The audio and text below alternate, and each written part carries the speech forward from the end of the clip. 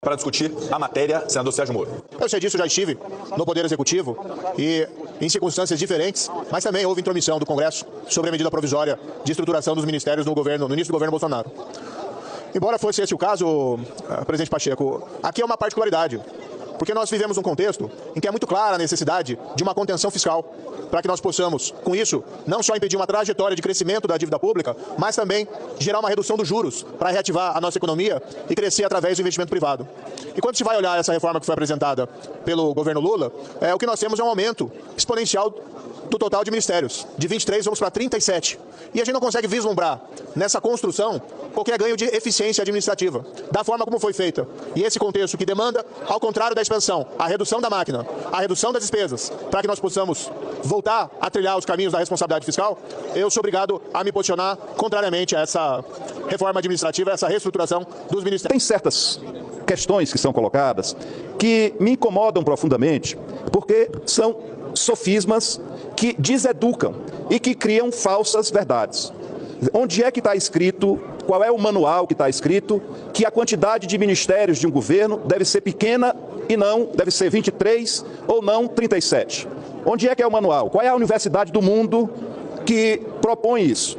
Vamos para a prática, O que é que fizeram no governo passado? E eu não quero aqui polemizar, juro, juntaram sobre o mesmo ministério planejamento, fazenda, indústria e comércio, previdência, trabalho. 5 setores que são absolutamente distintos e muitas vezes conflitantes. Como é que um ministério que vai cuidar de trabalho, isso quer dizer das relações entre o trabalhador e o patrão, no mesmo ministério, se estabelecendo um conflito ou no mínimo se tomando um partido já a partir da direção do ministério.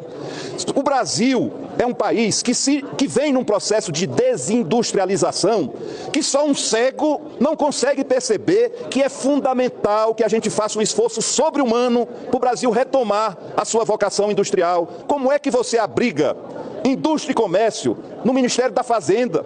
O Ministério da Fazenda tem outra preocupação. O Ministério da Fazenda deve se preocupar com a arrecadação do país, deve se preocupar com o enorme contingente de questões judiciais que existem e que estimam aí em mais de 150 bilhões de reais o que está para se receber, é o trabalho da PGFN vinculado ao Ministério da Fazenda. Indústria e comércio tem que ser tratado com muito respeito, com muita atenção.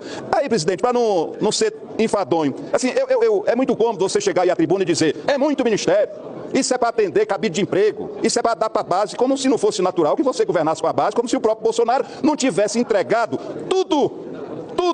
toda a capacidade de investimento da República Brasileira foi entregue à politicagem, através do famigerado orçamento secreto.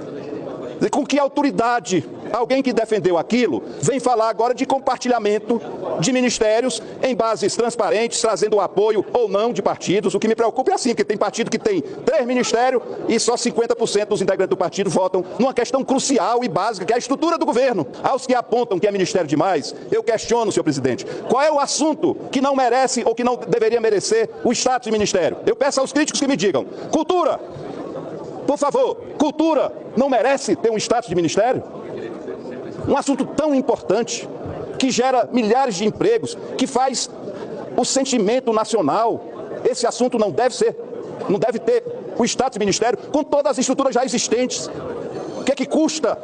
Me digam, por favor, o que é que custa ter lá um ministro? Esse assunto, cultura, com toda a sua estrutura, estava vinculado ao quê? Turismo, era isso? Desenvolvimento agrário e agricultura familiar. Alguém levanta o dedo para dizer que esse ministério não deve existir? Tem alguém que questione? Eu já fui governador e tinha 2 secretarias, ou 2 áreas pelo menos. Eu tinha uma agência de desenvolvimento agrário que dava apoio ao produtor empresário, e são demandas absolutamente diferentes, e tinha uma secretaria de desenvolvimento agrário que cuidava do pequeno produtor, que lá no Ceará é 80% da nossa população rural. São públicos absolutamente distintos que devem ter enfoques, tratamento, preocupações, planejamentos distintos. Quem faz um não faz o outro. Bom, é esporte. Será esporte que não deve ser ministério? Me diga, Leila, senadora Leila, esporte não deve ter status de ministério? Eu acho que deve ter. E eu acho que esse país não conseguiu alcançar um nível de educação, de redução dos indicadores de segurança, de ocupação de jovens, porque o esporte não está suficientemente enraizado como um acessório, como algo lateral ali colado na educação. É gestão e inovação em serviços? Alguém atira a primeira pedra? Não é fundamental que a gente reveja, que a gente repense, que a gente dê um novo olhar à gestão pública? Eu queria que alguém dissesse, esse pode sair. Eu não consigo encontrar nenhum. Ou seria igualdade racial? E aí alguém entende, não, isso é o quê, amigo?